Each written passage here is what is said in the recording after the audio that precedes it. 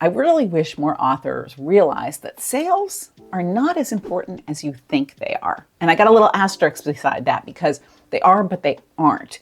In the long run, it may or may not be the best barometer of how your career is going to do. If you're new to this channel, I'm Shirley Jump. I've published 87 books in 24 countries and sold 8 million copies. And I've got all of those best-selling things underneath my name. That took a lot of hard work. I didn't just get there overnight. I didn't just have a fairy godmother go boop and say, there you are, you're a best-selling author. I worked my butt off. I had a lot of books that were rejected, and a lot of time spent learning how to write a good book. And even after I sold to my first publisher and then to my second publisher and hit a bestseller list, I had books that tanked. I had books that were rejected. I had books that readers didn't like. So just because I do it once really well doesn't mean every single time I'm excellent or perfect at it. And that's okay, because sales isn't exactly the be all and end all. And like I said, I put an asterisk next to that because there's more to it than you think. A lot of authors think I'm going to do a free download of my book and that's going to get me the readership that I need. So let's say you do a free download of your book. You give away 10,000, 20,000, 50,000 copies and boom, you're up there in the rankings on Amazon and it looks like you sold a ton.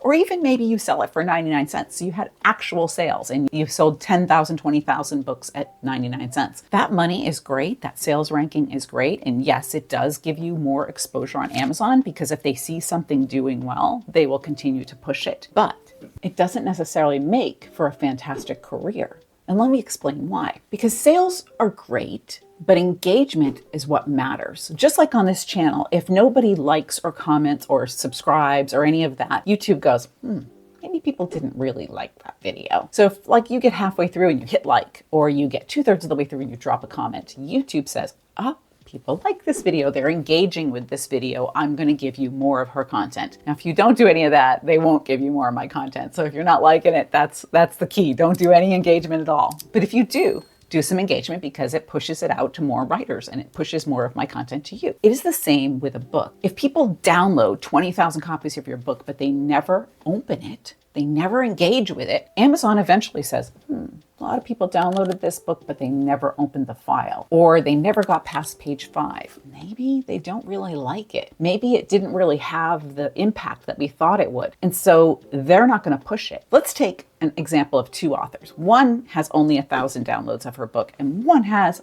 20,000 downloads of her book. So temporarily on Amazon, the one with the 20,000 downloads is going to perform better. Their ranking will be higher. Their sales will be higher. But Amazon may not necessarily keep pushing that book, because if the one with 1,000 downloads has 2/3 of the people open the book and half of the people get all the way to the end of the book, and the one with 20,000 has maybe 10% open rate and 5% finish all the way to the end, that's telling Amazon this book is not that engaging. We're not going to push it anymore. Yeah, she had the 20,000. Great. Thanks for the 20,000 in sales. But this one with the smaller download has way more engagement. Clearly, this author is onto something. We're going to push this book more. So it's really all about getting the reader to continue to engage and care about your book, which means basically not all downloads are good downloads. Some are just downloads. It doesn't help you a whole lot as an author if your aunt and uncle and all of your cousins download your book, but they never open it and they never read it, because that's just basically something taking up space on the Kindle. It tells Amazon,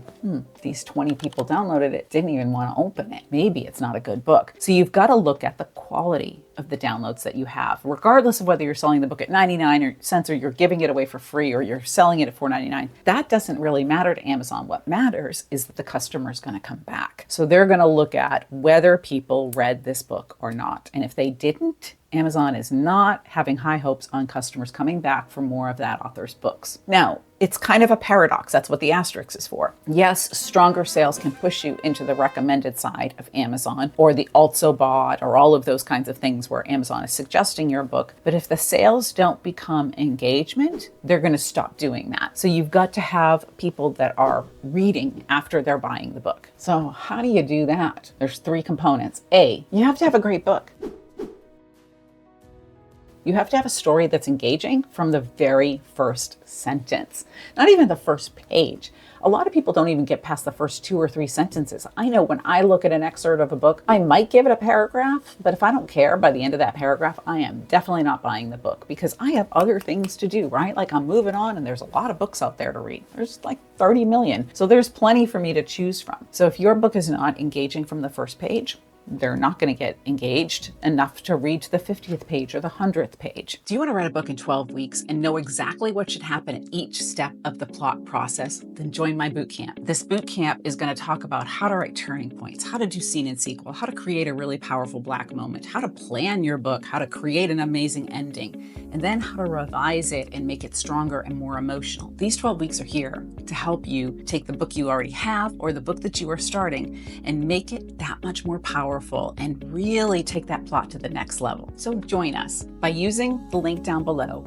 Add code YouTube for an extra 10% off and finally get your book idea from once upon a time to the end. Number 2, you don't want to take forever to publish your book. Because what will happen is if you publish book 1 in, say, 2020, and then you don't publish book 2 until 2027, people are like, Shirley, who? Like, I don't even know who that author is. So you want to be able to have a relatively steady release of books. Now, a caveat to that, don't rush out crap. Write a good book, but don't take forever to publish it. Don't get stuck on page 63 for 6 months because you can't decide between chartreuse and buttercup yellow. You need to just move on and finish the book and then go back and layer it and revise it. And third, you gotta let it marinate. So once you finish it, before you revise, let it sit for a little while.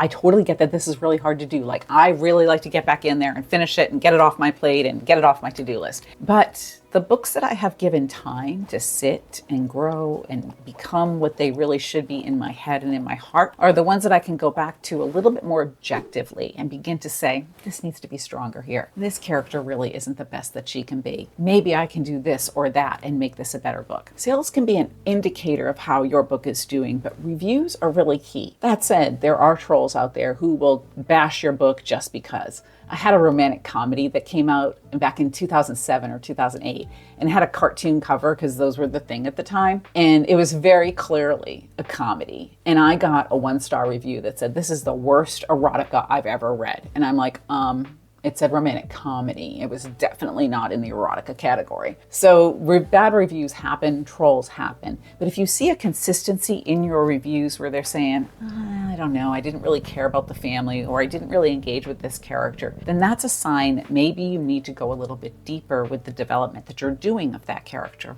That said, reviews and sales rank aren't necessarily a complete indicator of whether a book is a good book or not. I've read plenty of books that were like middling reviews, and I thought this was a great book. For my own reasons. Every reader likes different books for different reasons. So think about it as if you were a reader. If there was no sales ranking and there were no reviews on Amazon, what would make you choose a particular book? That's how you figure out what would make people choose your book if you're a brand new author and you have no sales ranking and no reviews. So look at the books that you buy and say, what would have made me choose this book if there was no reviews or sales ranking to tell me other people thought it was great? You want readers to have a predictable but exciting experience when they read their book, meaning you want them to feel like, okay, I know I'm going to get a really good read when I pick this book up. That's the predictable part, not the, I know what's going to happen on page 52 because I saw it coming on page 17.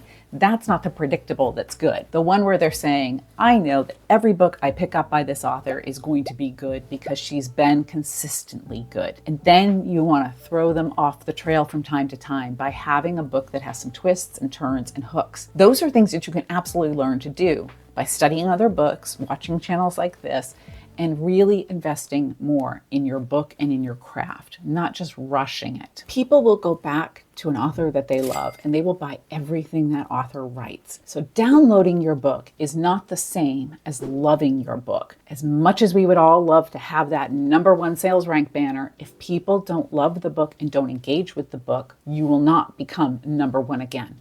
Amazon really likes to reward engagement. Having 1 million downloads looks really good on paper, but not having that engagement means that they're not going to come back and buy the next book. So you want to create a book that is really engaging from the very first line all the way to the last line so that people love it, review it, and come back for your next one. Now, if you want more about how to really grip readers with showing instead of telling and really create that emotional connection on the page, watch that video there. And in the meantime, don't forget to like and subscribe. Engagement is a good thing.